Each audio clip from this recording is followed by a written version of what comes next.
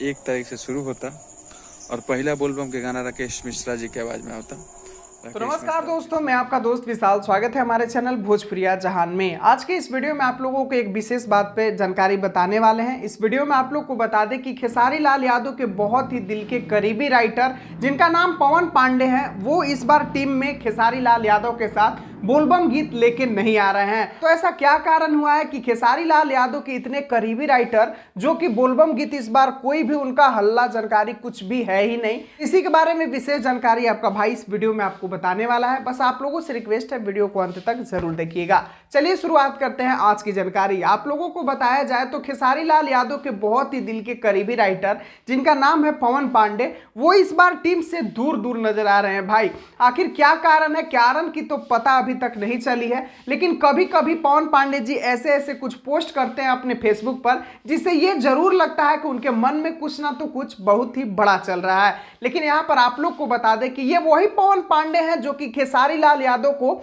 ऐसा कांवर गीत लिख के दिए थे जो कि आज तक के भोजपुरी का सबसे बड़ा कांवर गीत है, जिस गीत का नाम है बाजे खेसारी के गाना डीजे पे कमर हिला ले भैया। इस गाने इतना आज तक किसी भी भोजपुरी के कांवर गीत का व्यूज भी नहीं गया है और लाइक्स भी नहीं मिले हैं, जो कि आप लोग यहाँ पर सबूत देख सकते हैं।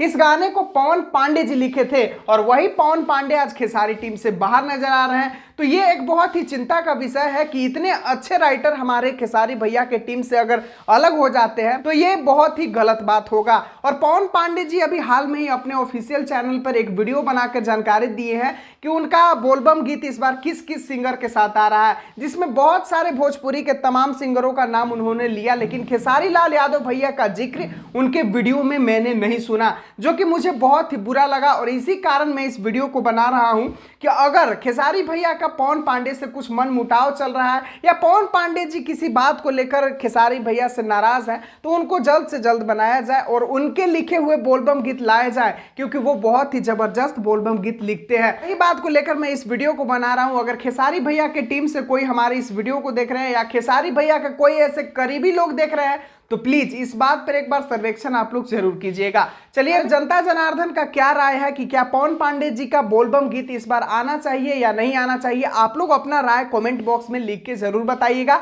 और आप लोगों को पवन पांडे कैसे राइटर लगते हैं ये भी जरूर बताइएगा। कार्य पसंद आया हो तो वीडियो को लाइक जरूर कीजिएगा और इस वीडियो को इतना शेयर कर दीजिएगा कि टीम तक पहुंच जाए और चैनल को सब्सक्राइब करके जरूर जुड़िएगा। मिलते हैं फिर अगले वीडियो में। वीडियो को पूरा देखने के लिए सभी दोस्तों को धन्यवाद।